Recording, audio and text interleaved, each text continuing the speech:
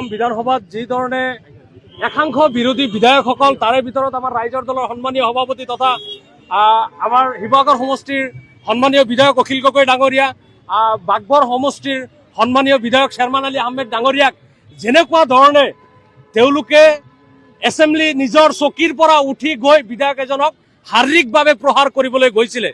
আচলতে আমি প্ৰত্যেকটো সময়তে কৈ থাকোঁ যে বিজেপিৰ একাংশ বিধায়কসকলেই নহয়, বিজেপিৰ একাংশ নেতাৰ পৰা আৰম্ভ কৰি তেওঁলোকে গোমূত্ৰ সেৱন কৰি তেওঁলোকৰ মূৰৰ মানসিক বিকৃতা ঘটিছে।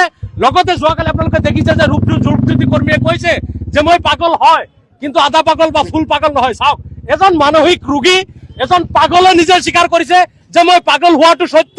আৰু সেই সময়ত বিধানসভাৰ পবিত্ৰ মজিয়াত কেনেকৈ এজন পাগলে থাকিব পাৰে, আমি অসম বিধানসভাৰ অধ্যক্ষ ডাঙৰীয়াক আহ্বান জনাইছো, অতি সোনকালে তেখেতক তেজপুৰ মানসিক চিকিৎসালয় ভৰ্তি কৰক আৰু তেখেতক উপযুক্তভাৱে চিকিৎসা কৰক। যেতিয়া তেখেত মানসিক ৰোগৰ পৰা মুক্তি পাব তেতিয়াই তেখেত অসম বিধানসভাৰ সদস্য হিচাপে বাহাল ৰাখক।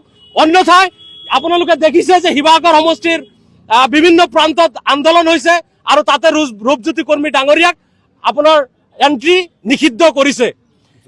যোৱাকালি যেহেতু বিধানসভাৰ বিৰোধী দলপতি বা বিৰোধী যিসকল বিধায়ক আছিল তেওঁলোকে বিধায়ক উপাধ্যক্ষৰ যি ভূমিকা নিশ্চিতভাৱে ক'ব লাগিব যে দেখিছে যে যি সময়ত বিধানসভাৰ উপাধ্যক্ষ ডাঙৰীয়াই নিৰপেক্ষ ভূমিকা গ্ৰহণ কৰিব লাগিছিলে, সেই একেই সময়তে অখিল গগৈ ডাঙৰীয়াই অশোক সিংঘালৰ যি দুৰ্নীতি, তেখেতে মিউনিচিপালিটি বৰ্ডৰ অন্তৰ্গত যি 21খন গাড়ী ক্ৰয় কৰিছিলে, 1,70,00,000 টকা দি এখনকৈ গাড়ী ক্ৰয় কৰিছিলে যে নলা নৰ্দমা চাফা কৰাৰ কাৰণে।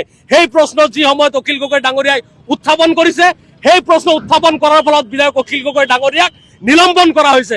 কিন্তু অতি দুৰ্ভাগ্যজনক বিষয়, বিজেপিৰ যিসকল দাদা ব্ৰিগেডৰ যিসকল MLA যেনেকে ৰূপজ্যোতি কৰ্মীয়ে হওক, আপোনাৰ কমলাধ্যক্ষ প্ৰকোষ্টাই হওক, আপোনাৰ সুশান্ত বৰগোহাঁই, পীযুষ হাজৰিকা, জয়ন্ত মূল্য, এই যিসকল গোমূত্ৰ সেৱন কৰা একাংশ দাদা ব্ৰিগেডৰ যিসকল বিধায়ক, তেখেতসকলে কিন্তু বিধানসভাত যিকোনো মন্তব্য তেওঁলোকে আগবঢ়াইছে। ইভেন বিধানসভাৰ পবিত্ৰ মজিয়াত আজিলৈকে ইতিহাসত নঘটা ঘটনাও কিন্তু ঘটিছে যে চেয়াৰৰ পৰা উঠি গৈ বিধায়ক শ্বেৰমান আলী ডাঙৰীয়াক শাৰীৰিকভাৱে অপদস্থ কৰিবলৈ গৈছিলে। গতিকে এই কথাটো আমি ৰাইজ হিচাপে ধিক্কাৰ জনাইছো আৰু তীব্ৰ ভাষাৰে গৰিহণা জনাইছো।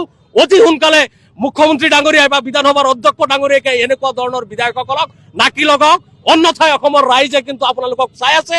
কালি কৈছে আমাৰ কৃষক মুক্তি সংগ্ৰাম সমিতিৰ মুখ্য সাংগঠনিক সম্পাদক ঋতুমণি হাজৰিকাই কৈছে যে ৰূপজ্যোতি কৰ্মীয়াক একে স্বৰে তেওঁৰ যি পাগলামি আৰু তেওঁৰ যি বন্দামি, যদি শিৱসাগৰত তেওঁক পায় একে স্বৰে তেওঁক কাণতলীয়া মাৰি তেওঁৰ পাগলামি আৰু মানসিক ৰোগৰ বিকাৰগ্ৰস্ত একে স্বৰে ঠিক কৰি দিব।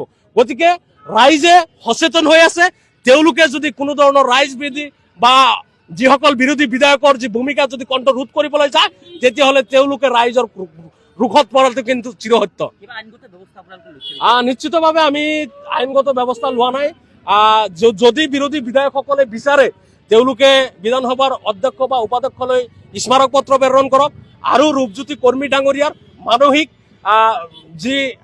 মানসিক ৰোগৰ চিকিৎসা প্ৰদান কৰক। নিশ্চিতভাৱে তেওঁলোকে যদি বিধায়কসকলে যদি আইনগতভাৱে কোনো ধৰণৰ প্ৰচেষ্টা চলায়, তেতিয়াহ'লে নিশ্চয় এই ক্ষেত্ৰত বিধায়ক ৰূপজ্যোতি ডাঙৰীয়াৰ বিধায়ক পদ খাৰিজ হোৱাৰ পূৰ্ণ সম্ভাৱনা আছে।